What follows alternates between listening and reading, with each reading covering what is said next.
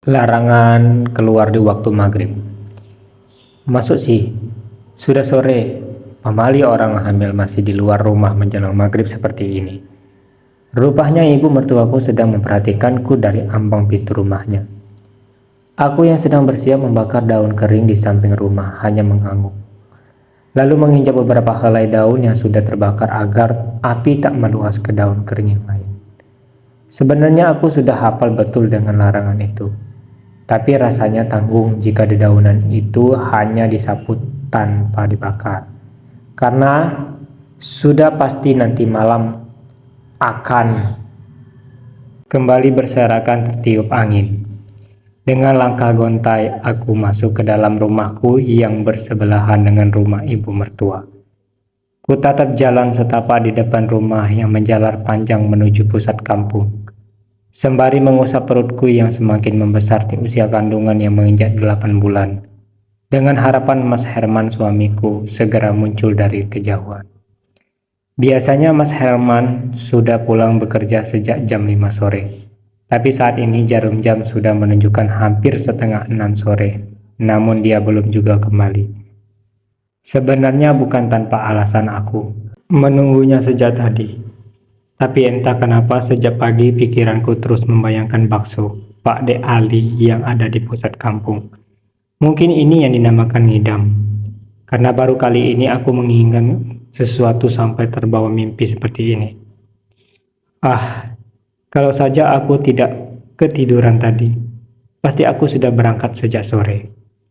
Aku bergumam sembari membuang napas kesal. Kupikir tadi Mas Herman akan segera pulang. Jadi aku lebih memilih menyapu halaman dibanding pergi membeli bakso. Aku kembali mengintip dari celah gorden berharap Mas Herman segera datang. Namun ternyata nihil. Ku tatap jarum jam yang kini sudah menunjukkan pukul 6 kurang 15 menit. Itu tandanya tinggal 15 menit lagi menuju azan maghrib. Waktu yang sangat sensitif bagi ibu hamil, terutama di desa ini. Aku menyebutnya Desa Seribu Pamali. Karena memang di kampung ini masih sangat banyak pantangan apalagi untuk wanita terutama ibu hamil sepertiku. Keinginanku untuk menyantap bakso Pak De Ali sudah semakin tak terbendung lagi. Hingga muncul keberanian di otakku untuk melanggar satu pantangan ini. Kebetulan sepeda ontel milik Mas Herman tak dibawa kerja dan terletak di samping rumah. Jika hanya melanggar satu pantangan, kurasa itu tak terlalu fatal. Jika perjalanan berangkat menuju warung bakso Pak De Ali 5 menit dan pulang juga 5 menit, maka aku masih punya 5 menit untuk menunggu pesanan di sana batinku. Aku langsung mengambil uang, lalu keluar rumah dengan sangat hati-hati agar ibu tak curiga. Tapi aku harus memastikan jika itu mertuaku tak melihat aksiku. Sebenarnya hati kecilku merasa takut, tapi keinginanku mengalahkan rasa takut itu. Jika aku menunggu Mas Herman pulang, sudah pasti warung bakso Pak De Ali sudah tertutup. Tak lupa aku ucap bismillah dan berdoa meminta perlindungan pada Allah SWT. Berharap tak ada apapun yang menghambat perjalananku. Ku kayu perlahan sepeda tua yang sebenarnya sudah tak layak pakai itu. Menyusuri jalan setapak menuju pusat kampung. Ya, rumahku dan ibu mertua memang jauh dari pemukiman penduduk lain. Kami hanya tinggal berdua di kebun peninggalan almarhum bapak, tepatnya di ujung desa.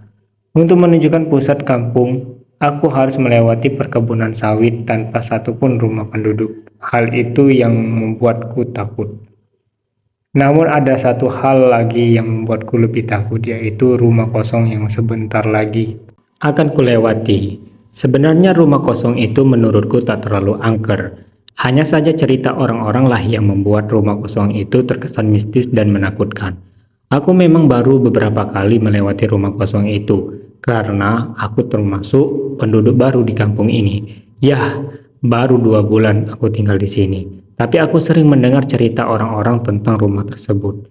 Hatiku semakin berdebar kala sepeda yang kukayu semakin mendekati rumah kosong itu. Bulu kuduku terasa berdiri saat aku benar-benar berada di depan rumah itu. Suasana pun terasa lebih dingin hingga tak terasa aku mengayuh sepedaku dengan begitu kencang. Krek, sial. Hal yang sangat kutakutkan benar-benar terjadi. Rantai sepeda itu terputus karena aku terlalu kuat mengayuh. Lebih sialnya kenapa harus di depan rumah kosong ini. Aku terpaksa turun dari sepeda dengan jantung yang semakin berdetak tak karuan. Kulihat rantai itu sudah tak berada di jalurnya, sedangkan aku tak punya banyak waktu untuk membenarkan kembali rantai itu. Dengan segala pertimbangan, akhirnya aku memutuskan untuk menaruh sepeda itu di pinggir jalan. Akan menguras banyak waktu dan tenaga jika aku harus menuntunnya hingga ke warung bakso Pak Ade Ali. Apalagi jika melihat langit yang semakin gelap, ditambah dengan cuaca mendung, membuat jalan yang kuliah lewati semakin gelap. Aku berusaha untuk menahan diri agar tak menoleh ke arah rumah kosong itu. Tapi entah kenapa leher ini seakan tak sejalan dengan pikiran. Tanpa sadar kini aku sudah menatap rumah yang hanya berjarak beberapa meter saja dari tempatku berdiri. Ternyata aku salah jika menganggap rumah itu tak terlalu angker. Beberapa bagian rumah terlihat hampir roboh, termakan usia. Ada sebuah kolam ikan kecil di samping rumah yang airnya sudah keruh cenderung hitam. Beberapa bagian dinding yang terbuat dari anyaman bambu juga sudah bolong disantap rayap, sehingga aku bisa melihat sedikit bagian dalam rumah. Rumput liar juga sudah menjalar di rantai. Tak adanya lampu sebagai penerang membuat rumah itu semakin menakutkan di mataku. Dadaku berdegup 2 kali lebih cepat saat samar-samarku lihat sosok berbaju hitam di samping kolam. Sosok itu bersembunyi di balik pohon besar sedang memperhatikanku dari kejauhan. Ku panjatkan segala doa yang ku bisa dalam hati. Ingin rasanya aku berlari. Tapi entah kenapa kaki ini terasa sangat berat untuk pergi dari sini. Kelihatan cahaya dari langit membuat sosok hitam yang lihat semakin jelas. Sosok itu tinggi kurus, menggunakan kebaya warna hitam, dipadukan dengan kain jarik dengan warna senada.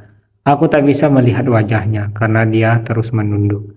Di tangan kanannya terdapat kapak besar dengan ujung mengkilap, sedangkan di tangan kiri seperti sedang menggendong sesuatu.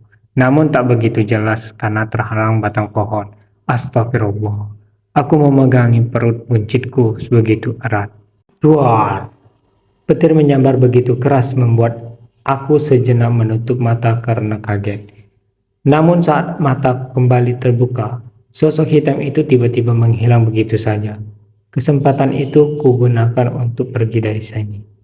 Namun aku bimbang antara pulang atau melanjutkan perjalanan. Tanggung sudah sampai di sini, lebih baik aku lanjutkan saja.